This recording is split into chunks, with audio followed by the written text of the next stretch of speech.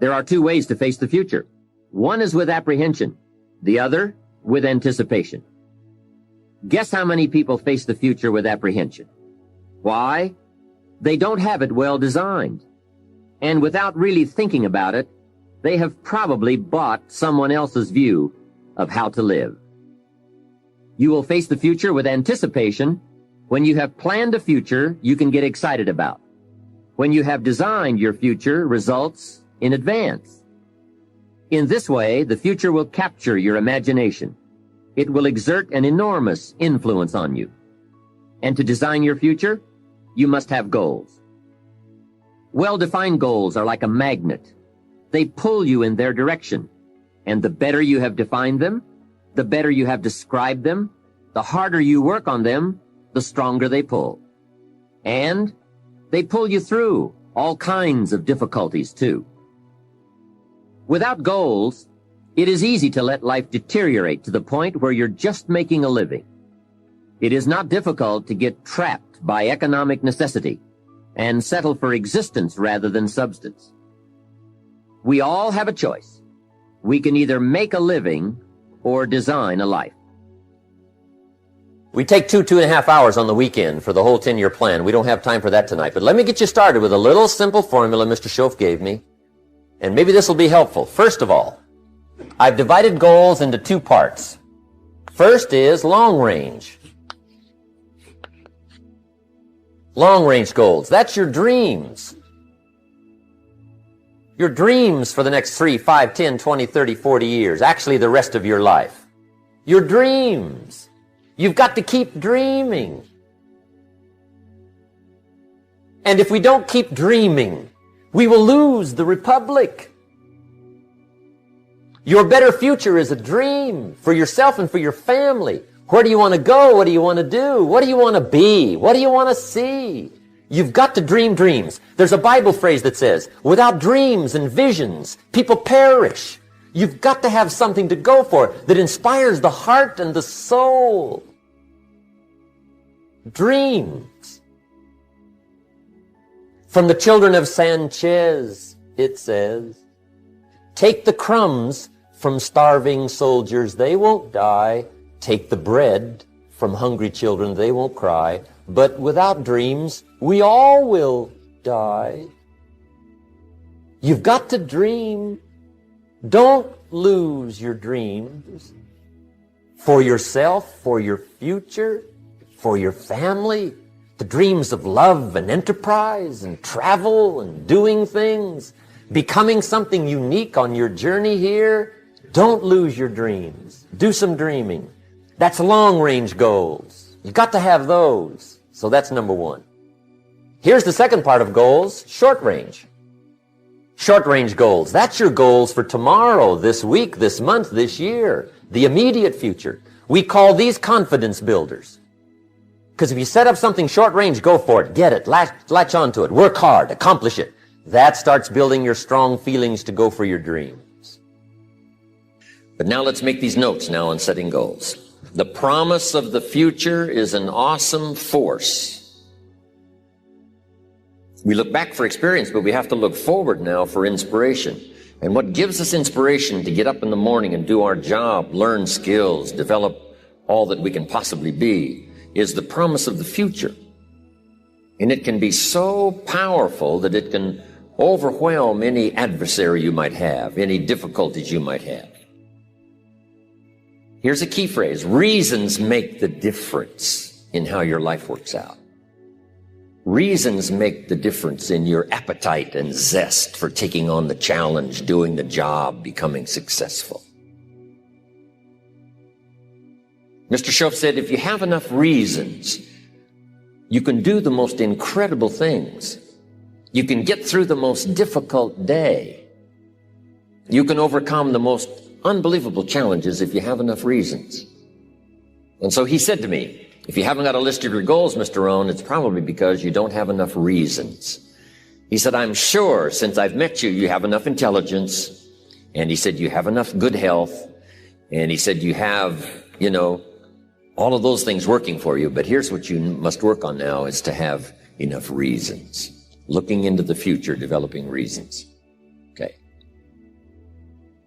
Now here's a note to make. It's important to make sure that the greatest pull on your life is the pull of the future.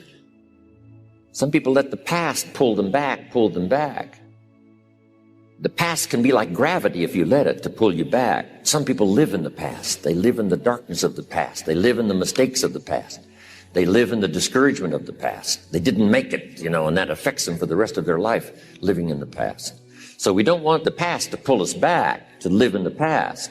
So make this note. Dreams and goals can become magnets. Dreams and goals can become magnets. And the stronger the goal, the higher the purpose, the more powerful the objective, the stronger this magnet is that pulls you that direction. Now, not only does your goals and your objectives pull you that direction, here's what they also do. They pull you through. They pull you through all kinds of down days. They pull you through a difficult time. It'll pull you through some winter of your life. Some people get lost in the confusion of the day simply because their goal is not bright enough to pull them through. Next, it's goals that drive us to take advantage of the spring. Why would the farmer put the plow in the ground in the spring if he couldn't see the vision of the harvest when the summer is finished? Is it possible to see the finished harvest? And the answer is yes. We do that simply by faith. Key phrase, faith is the ability to see things that don't yet exist. So here's what we want to do in our goal setting session, is to start looking into the future of what you would like to accomplish and where you would like to go, the person you would like to be, and see if you can't get a better picture of the finished objective. See yourself there. See yourself in possession of. For your dreams to greatly influence you, or the future to pull you, your future must be well planned.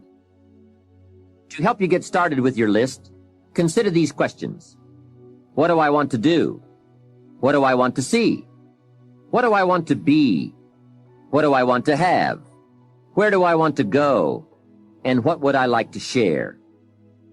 Now, with these thought starter questions in mind, answer the basic question. What do I want within the next 1 to 10 years?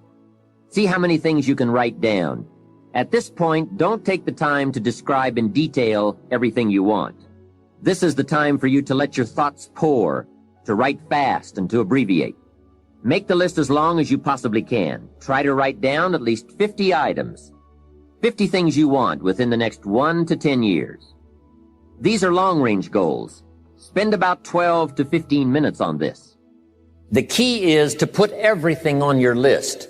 Now, the key is to take it out of your head and put it on paper. You can dream about what you want, but when you start committing it to paper, now it more formalizes. Information now starts to make a composite of an idea. And ideas can turn into hotels. Ideas can turn into enterprises. Ideas can turn into a fabulous career. We need the information. We need the stimulation. What experiences would you like to have in the next 10 years? Parachute out of an airplane, star in a movie, start a new family, learn to play a musical instrument, try a new sport. A list of projects you'd like to support. Now, this is not what you think you can do. This is what you'd really like to do. How about your investments? Properties. Make a list of your health goals. Got to have a good physical support system over the next 10 years. How healthy do you want to be? Some goals for your career, your business, some productivity goals. A hobby you'd like to start. New car, become a race driver. What classes would you like to teach? Some of your goals should be personal development. The person you wish to become. Develop skills that make you attractive to the marketplace. Develop the temperament and the attitude that makes you attractive to the business world. Because here's what's important. It's not what you get that makes you valuable. It's what you become that makes you valuable. Now we're going to do some things with this list. Here's the next exercise. I want you to look at each item on this list you've made and give each item a number. The number being a 1, 3, 5, or 10. And this is why. I want you to look at an item and say, I think that would take about 1 year. Another item, you say, I think that would take about 3 years. Another item, I think that would take 5. And another item, looks like that's going to take 10. Give each item now a number of what you think it might take to achieve that goal, a 1, a 3, a 5, or a 10. Now, as soon as you've given each item a number, I want you to now go through and count them. How many 1s, how many 3s, how many 5s, how many 10s? And then just make a little list of those numbers. When you're finished entering your time frames, there should be a fairly balanced distribution of all your goals. If there are many 1- and 3-year objectives, but only a few in the 10-year category, maybe you need to think more about what you really want your life to add up to. What kind of life you really want to build over the long run. But if there's a preponderance of 10-year goals and relatively few of the shorter-term variety, this may be an indication that you're putting things off, that you're focused too much on where you'll be at the end of the day and not enough on what you can accomplish right now. Keep working on your list, adding and subtracting goals with various time frames until you've created a more or less even distribution. Now comes the really challenging and interesting part. So far, you've just been adding things to the list, but now it's time to start making some selections. Now you're going to start asking yourself, what's really important compared to what might just be sort of fun? Choose 4 goals from each of the 4 time frames, 1 year, 3 year, 5 year, and 10 year. Now you have 16 separate goals. So far, you've only referred to them in shorthand fashion, but now you're going to start seeing them very, very clearly in your mind's eye. You're going to see each goal just as if it were being realized this very minute. And you're going to write down a detailed description of exactly what you see. Do you intend to open a handmade furniture store in 3 years? What will the store look like from the street out front? Will there be gold leaf lettering on the windows? Or will there be a sign hanging over the door instead? How many square feet will the store contain? Will there be a showroom area for the furniture in front and a workspace in back? Or will the furniture be built at a different location? Do you intend to have any employees, or will you run the business entirely by yourself? Think of all the questions that need to be answered in order to see your goal with absolute clarity. And then write the information down in a notebook or on a piece of paper. That will become one of your most important personal possessions. But that's not all. Any goal is a powerful motivator only if there's a powerful reason behind it. Write down your reasons for wanting each goal in the same degree of detail that you use to write your descriptions. If you can't find a clear and convincing reason for each of your 16 goals, do some serious reevaluating.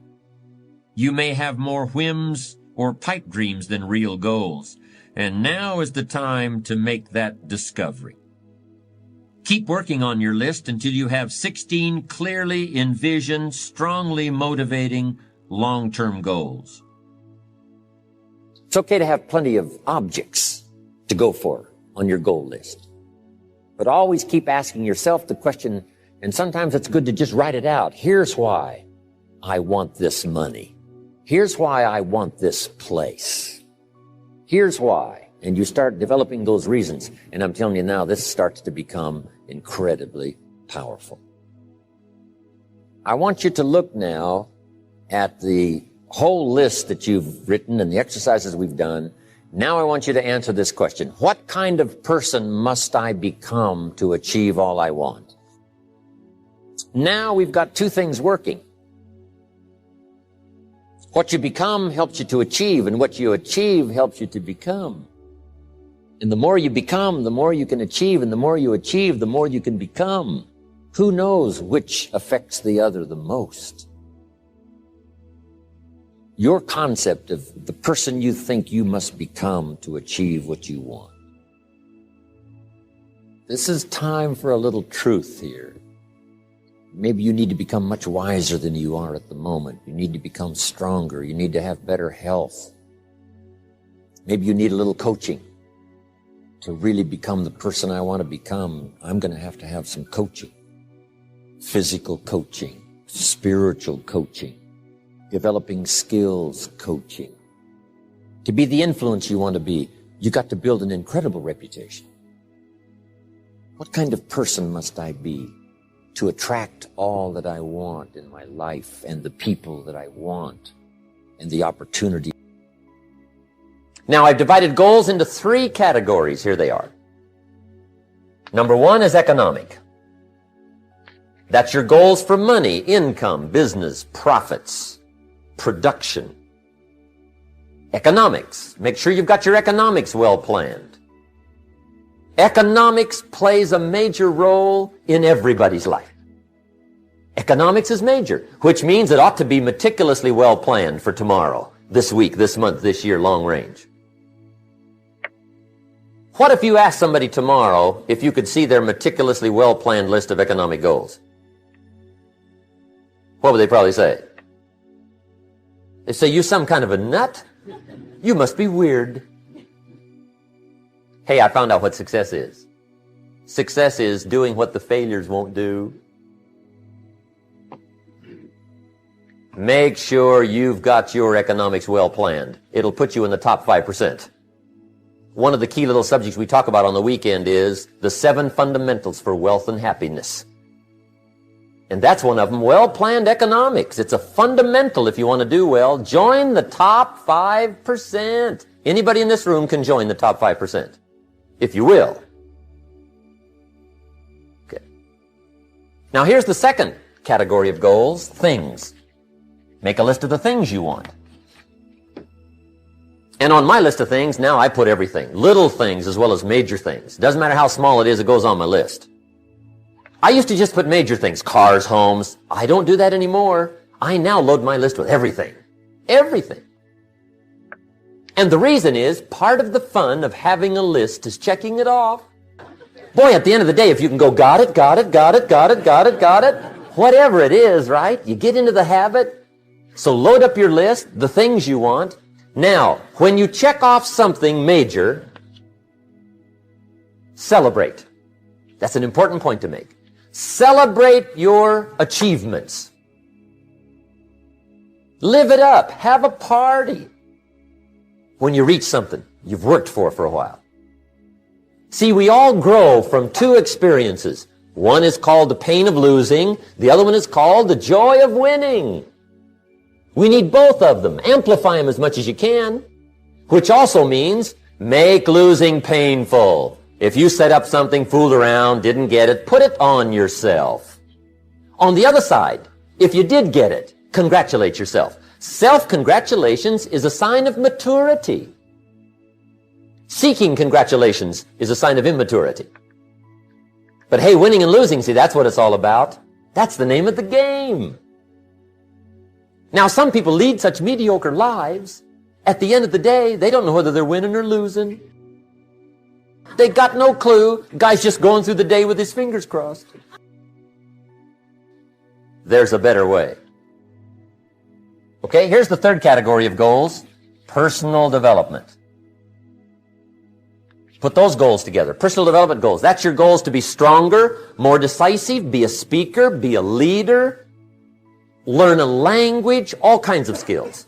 Okay, the whole weekend seminar was designed to improve all your skills so that you walk away more skillful. And that's what you want, the personal development skills. That's what attracts, that's what brings good things to your life, the person you become more skillful.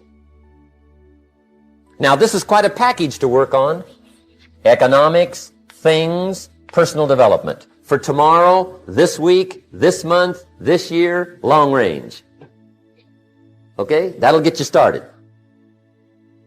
Now here's the simple formula for setting goals. It goes like this. A, work on your goals. That's step one. Work on them. And I put the word work there deliberately. Setting goals is plain hard work. I don't want to kid you. We haven't come here tonight to kid each other. It's work. I know it's work. That's why a lot of people just let it slide. It's work. Many people work hard on their job, but they don't work hard on their future. They just let that slide. And the work involved is making plans. I know most people don't. I understand that. But don't let that be you. Guy says, well, yeah, you work where I work, but the time you struggle home, it's late. You've got to eat a bite of supper, watch a little TV, get to bed. You can't sit up half the night. Plan, plan, plan. And the guy's behind. Good worker, hard worker, working hard. You got to be better than a good worker. You got to be a good planner. Somebody once wisely said, the people who fail to plan are planning to fail. Well said. So work on your goals. I teach my staff around the world, put your goals in your journal. Because one of the major people you want to study is yourself. Say, here's the list of goals I put together 3 weeks ago. Here's the list of goals I put together 2 years ago. Here's some of the changes I made, rearrangement of my priorities. I scratched these off. I put these on. I've gotten these. Study your accomplishments. Study what your desires are. Put them on paper. Write them down. Here's another reason for writing your goals down. It shows you're serious about doing better. And to do better, you gotta get serious. You don't have to be grim, but you must be serious. Everybody hopes things will get better. Everybody hopes. Poor people hope. That ought to tell you something.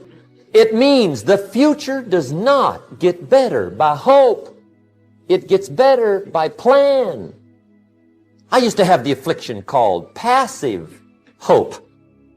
It's an affliction. It's bad. Probably what's even worse than that is happy hope. Now that is really bad. That's bad. Happy hope. The guy's 50 and he's broke and he's still smiling. See, that's not good. So get serious about your goals. Put them on paper. Write them down. There's all kinds. His goals, her goals, their goals. Business goals, financial independence goals, family goals. I mean, there's so many things to work on this, that if you don't get busy and work on it, sure enough, the time will pass. And sure enough, 5 years from now, you'll wind up where you don't want to be, wearing what you don't want to wear, driving what you don't want to drive, being what you don't want to be. Now's the time to fix it. Check the size of your goals and the kinds of goals. How big they are, what kind they are, affects you. And here's one of the important phrases of the evening. Your goals are affecting you, whatever they are. Your goals affect your handshake. Your goals affect your attitude, personality. Your goals affect the way you walk, the way you talk, the way you dress. All day long, we're being affected by our goals. Now, some people have goals, but they have such lousy goals. The effect is bad. I asked a guy one time, what are your goals for this month? The guy said, look, if I could just scrape up enough money to pay these lousy bills. That was his goal. I'm not saying it isn't a goal. It's a goal, but it's such a lousy goal, the effect is bad. You've got to get going. All of the things that you've learned will not do you that much good if you don't put it into an action plan. You've got to get going. In my management and leadership seminar, we teach game plans, how to put all the good things that you've learned into action. Economic action, social action, personal action. How to make the changes and how to actually do the work, how to actually function. Get going, that's the key. Some people are ever learning, but they don't put it into action. They don't really take the action. It's like the man who keeps bringing materials to the building site and never builds anything. He keeps bringing in the sand and the gravel and the windows and the doors and the roofing material, and he just stacks up all these supplies, but he never builds anything. See, if you do that long enough, fairly soon they'll come and take you away. You've got to do something with what you've learned. You've got to take action. You've got to get going. So that's one of the most important things to learn, how to design your days, how to design your weeks, how to design the months so that you take the proper action to get the proper return that you're looking for, whether it's economic or personal. Get going. It's a major key. You got to get going. You got to take action. The disciplines is the miracle process. And here's how to get the miracle of your future going as far as disciplines are concerned. You might go home and set a whole new pace for yourself, and we call it cleaning up neglect. Should walk around the block, could walk around the block for your good health. Don't walk around the block. See, you're on the wrong track. Should read, could read, don't read. On the wrong track. Should call, could call, don't call. On the wrong track. Could change, should change, don't change. You're on the wrong track. Letters you haven't written, conversations you haven't had with your family, somebody you should sit down with when you get back home, get that job done. Don't let neglect destroy your days, destroy your life, and destroy your future. Go back and do what you can. And if you'll do what you can, then life will give you some extraordinary things to do. We all pity the man, right? Wants to stride out of his house, go straighten out the corporation, has not yet straightened out his garage. You got to take care of the small disciplines before life will give you a chance to handle the more complicated disciplines. Good phrase to take home. All disciplines affect each other. In fact, here's a good philosophical phrase. If you hadn't thought of it before, here it is. Everything affects everything else. It's so easy to be casual and say, well, this doesn't matter. This doesn't matter. I'm telling you, everything matters. Of course, some things matter more than others, but there isn't anything that doesn't matter. Let us not neglect. Do not neglect the smallest of disciplines and build on that foundation, and you can have everything you could possibly want. Now here's number 4. You must get excited. And not just the false enthusiasm of just pure positive thinking. You've got to get excited over some very basic things. One is, get excited over your ability to make yourself do the necessary things. Because discipline is major step 1 toward personal progress. And anytime a person wishes to, they can make major changes in their life, personally and socially and financially. It doesn't ever have to be the same after today. No telling what you could do today if you really wish to.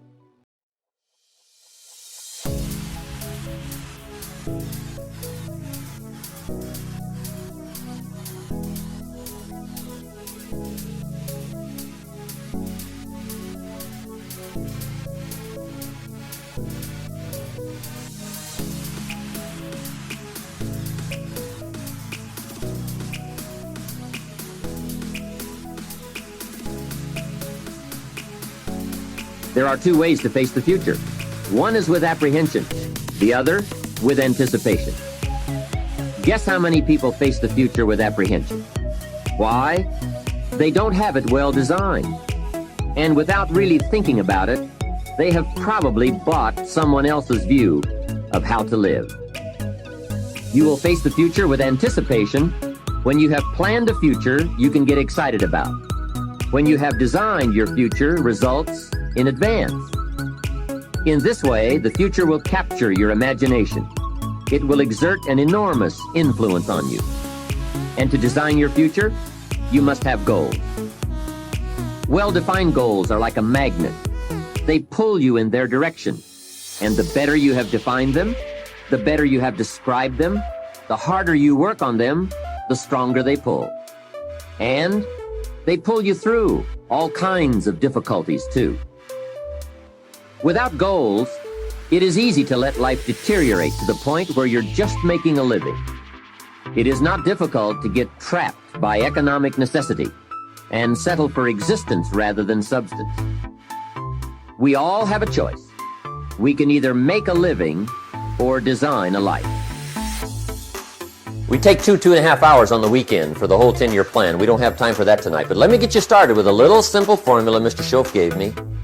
And maybe this will be helpful. First of all, I've divided goals into 2 parts. First is long range. Long range goals. That's your dreams. Your dreams for the next 3, 5, 10, 20, 30, 40 years. Actually, the rest of your life. Your dreams. You've got to keep dreaming. And if we don't keep dreaming, we will lose the republic. Your better future is a dream for yourself and for your family. Where do you want to go? What do you want to do? What do you want to be? What do you want to see? You've got to dream dreams. There's a Bible phrase that says, without dreams and visions, people perish. You've got to have something to go for that inspires the heart and the soul.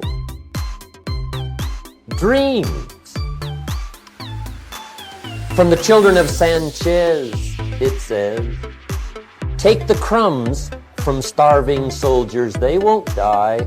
Take the bread from hungry children, they won't cry. But without dreams, we all will die. You've got to dream.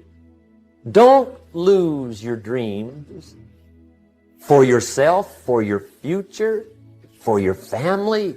The dreams of love and enterprise and travel and doing things, becoming something unique on your journey here. Don't lose your dreams. Do some dreaming. That's long-range goals. You've got to have those. So that's number 1. Here's the second part of goals, short range. Short-range goals. That's your goals for tomorrow, this week, this month, this year, the immediate future. We call these confidence builders. Because if you set up something short-range, go for it, get it, latch onto it, work hard, accomplish it. That starts building your strong feelings to go for your dreams. But now let's make these notes now on setting goals. The promise of the future is an awesome force. We look back for experience, but we have to look forward now for inspiration. And what gives us inspiration to get up in the morning and do our job, learn skills, develop all that we can possibly be, is the promise of the future. And it can be so powerful that it can overwhelm any adversary you might have, any difficulties you might have. Here's a key phrase. Reasons make the difference in how your life works out. Reasons make the difference in your appetite and zest for taking on the challenge, doing the job, becoming successful. Mr. Schoaf said, if you have enough reasons, you can do the most incredible things. You can get through the most difficult day. You can overcome the most unbelievable challenges if you have enough reasons. And so he said to me, if you haven't got a list of your goals, Mr. Rohn, it's probably because you don't have enough reasons. He said, I'm sure since I've met you, you have enough intelligence. And he said, you have enough good health. And he said, you have, all of those things working for you. But here's what you must work on now is to have enough reasons. Looking into the future, developing reasons. Okay. Now here's a note to make.